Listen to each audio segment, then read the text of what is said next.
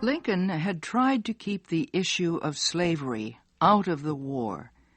He feared it would weaken the Northern war effort. Many men throughout the North would fight to save the Union. They would not fight to free the slaves. Lincoln also needed the support of the 4 slave states that had not left the Union: Delaware, Kentucky, Maryland, and Missouri. He could not be sure of their support if he declared that the purpose of the war was to free the slaves. Lincoln was able to follow this policy at first, but the war to save the Union was going badly. The North had not won a decisive victory in Virginia, the heart of the Confederacy. To guarantee continued support for the war, Lincoln was forced to recognize that the issue of slavery was, in fact, a major issue. And on September 22, 1862, he announced a new policy on slavery in the rebel Southern states. His announcement became known as the Emancipation Proclamation. American newspapers printed the proclamation. This is what it said: I, Abraham Lincoln, President of the United States and Commander-in-Chief of the Army and Navy, do hereby declare that on the 1st day of January, 1863, all persons held as slaves within any state then in rebellion against the United States shall then become and be forever free.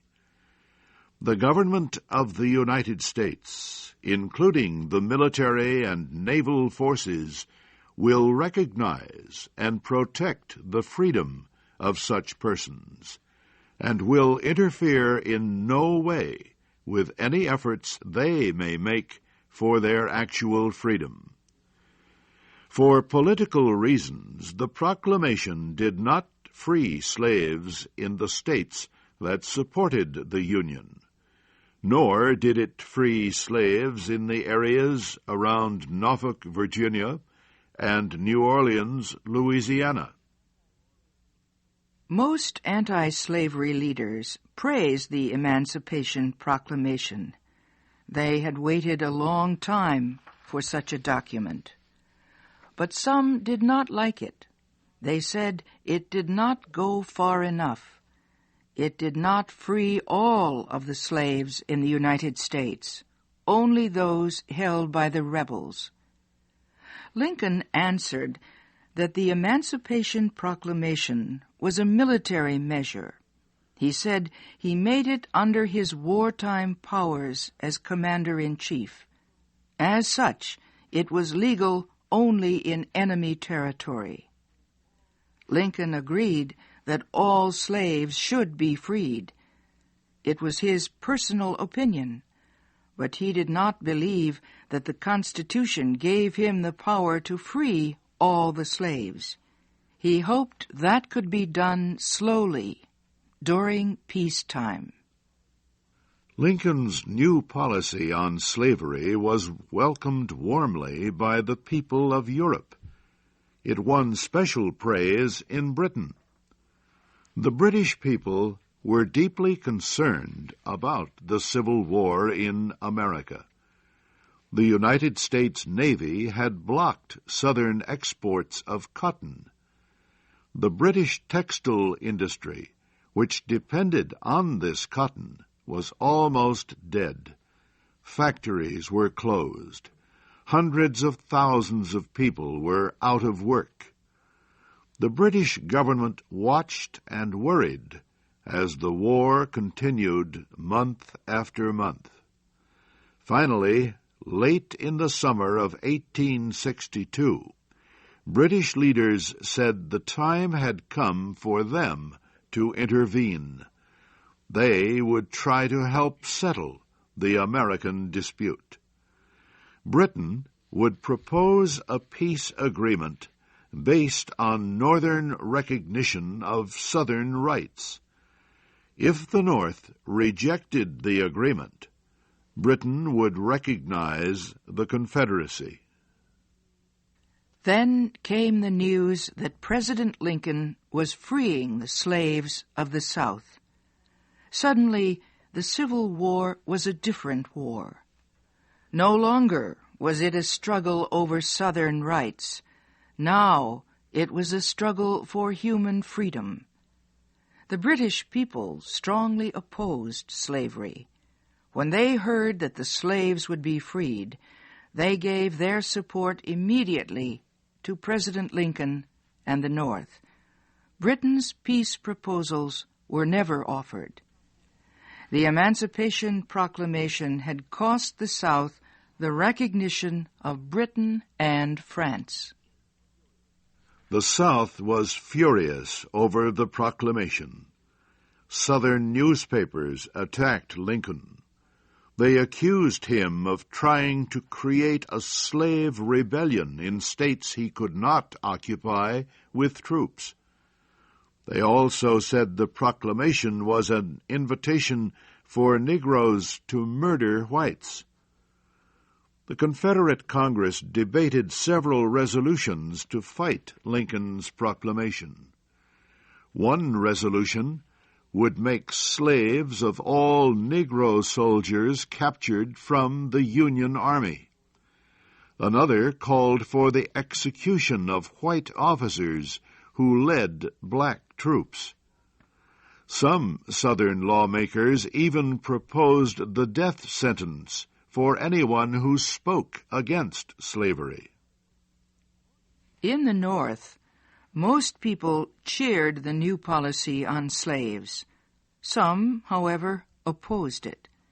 They said the policy would cause the slave states of the Union to secede. Those states would join the Confederacy. Or, they said, it would cause freed slaves to move north and take away jobs from whites. There also was another reason. 1862 was a congressional election year. The Democratic Party was the opposition party at that time. Party leaders believed their candidates would have a better chance of winning if they opposed the policy. Democrats said the policy was proof that anti-slavery extremists were in control of the government.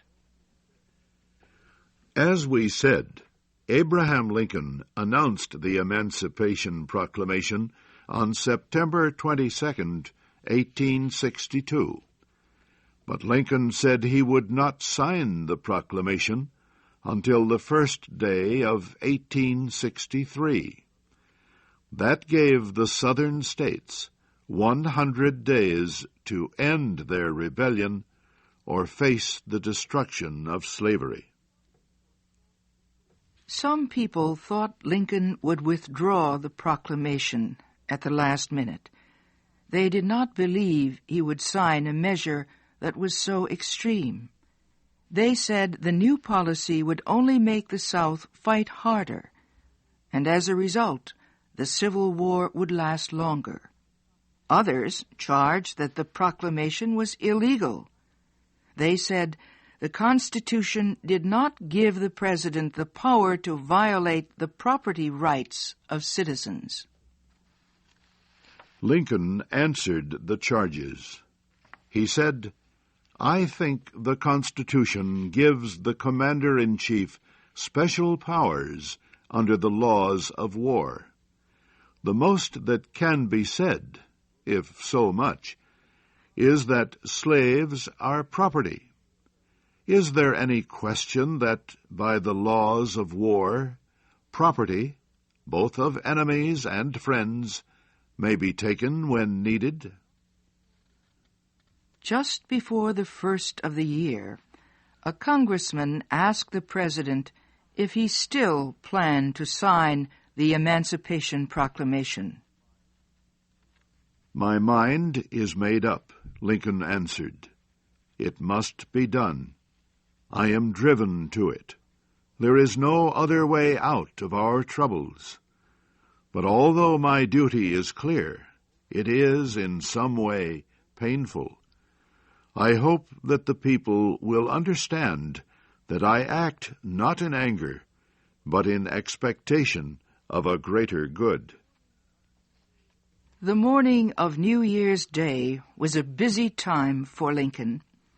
It was a tradition to open the White House on that day so the President could wish visitors a Happy New Year.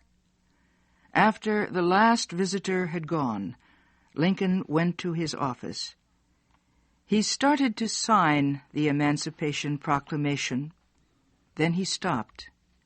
He said, "I never, in all my life, felt more sure that I was doing right than I do in signing this paper.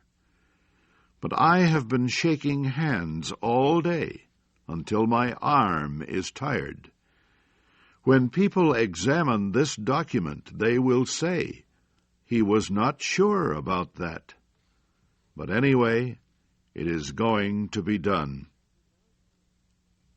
With those words, he wrote his name at the bottom of the paper. He had issued one of the greatest documents in American history.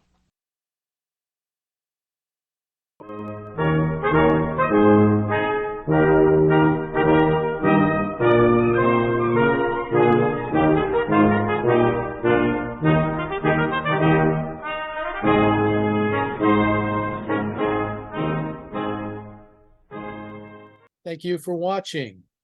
Can you do me a favor? Please leave a comment in the comments section below. That would really help. Thank you, and see you again soon.